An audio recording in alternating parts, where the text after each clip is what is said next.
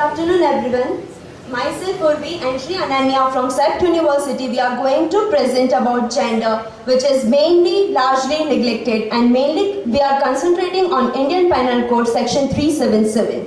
It's my view that gender is culturally formed, but it's also a domain of agency or freedom, and that is most important to resist the violence that is imposed by ideal gender norms, especially against those who are gender different, who are non-conforming in their gender presentation, unquote by Judith Butler. So from this, we can conclude that gender is socially constructed and not only biological identity, but most of the time we think that sex and gender are similar. We are going to discuss about IPC section 377, which not only condemns sexual minority but also violate basic human rights. So, the biggest question is, are you aware of section 377 of IPC? Whoever voluntarily has carnal intercourse against the order of nature with man, woman or animal shall be punished with imprisonment for life or with imprisonment of either description for a term which may extend to 10 years and shall also be liable to fine. Before colonial period, homosexuality was accepted, but since its application as law in 1862, homosexuality it was criminalized in India. So what do you feel? Do you feel section 377 is violation of the fundamental right to life and liberty?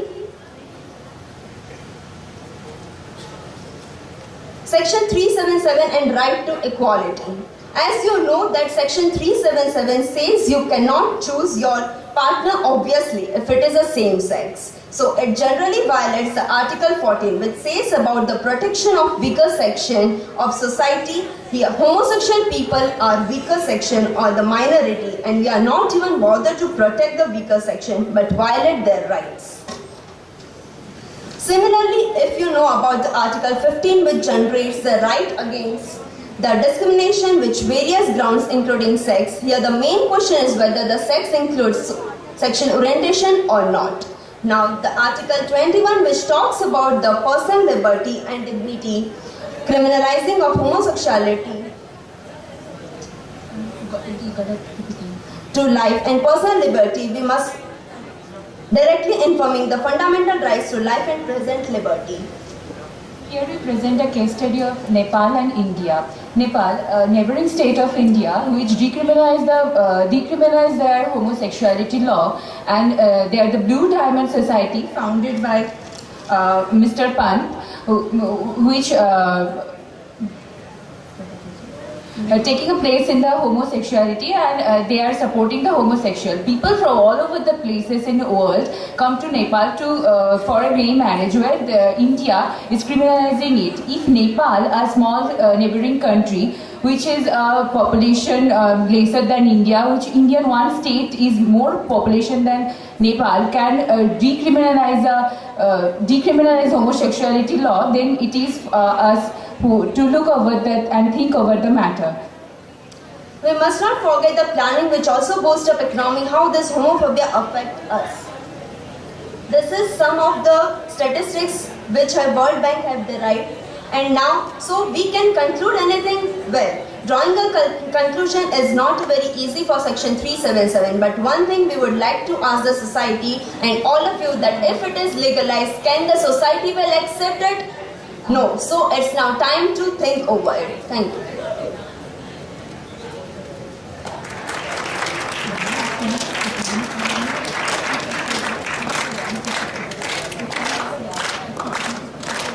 We can ask the question now.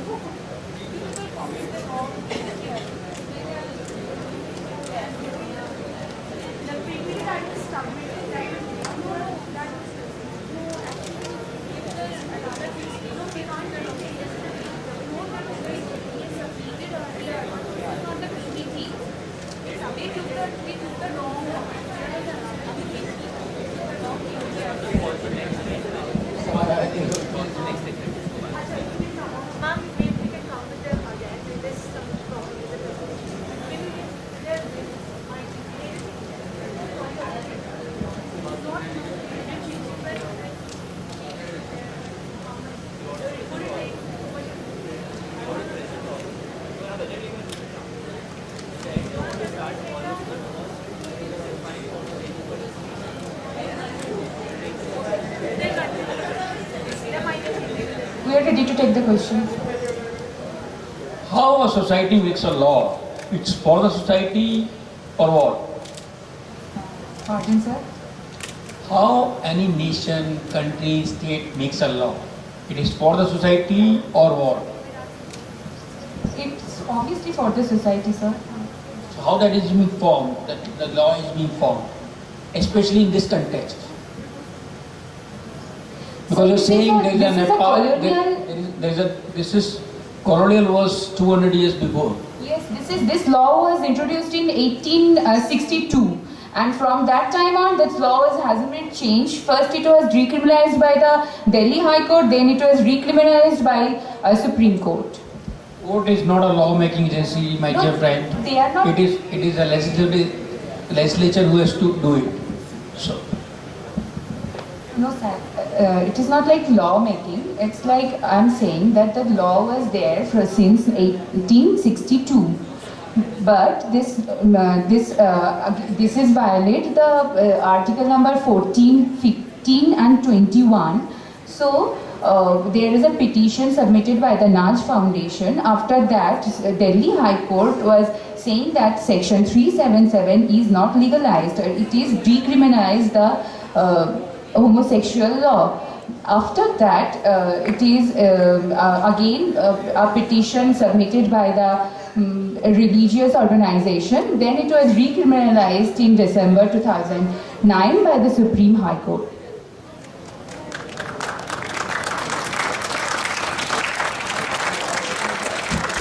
I also have a question, and I don't have an answer for it, and also I would like to hear from you that are issues related with disabilities and elderly are comparable to the challenges of people, those who have issues like homosexuality or transgender. Obviously, if you are saying that the city planning for all, and how could we inclusive cities, how could we just discriminate or bias one section of the society? So if you are planning for all, or if you are taking the part on the disability or older age, how can we just forget about the homosexual people who are largely discriminated by the other people? We are just taking them as a species, which is like we discriminated. There is a recent news on homosexual harassment. It is like in Chennai, the homosexual, mainly the gay people, said that they are largely discriminated or harassed by the doctors and the nurses in the government hospitals. So it is time to think about it. We cannot just forget about those homosexual people. We need to think about the gender aspect as well.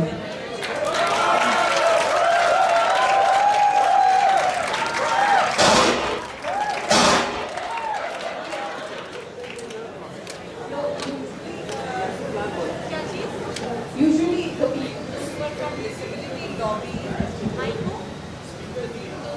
disability lobby, they usually argue that one is by choice and one is not by choice. So it is not a question, it is not comparable. So usually people, those who are elderly and those who deal with the issues of disability, they say that they argue that this is not by choice, and whereas homosexuality, transgender is by choice. Ma'am, we cannot just judge on the people's perception. Like, if someone is... No cross questioning and answer, please. The time is over. I just commented on. Thank you. Okay.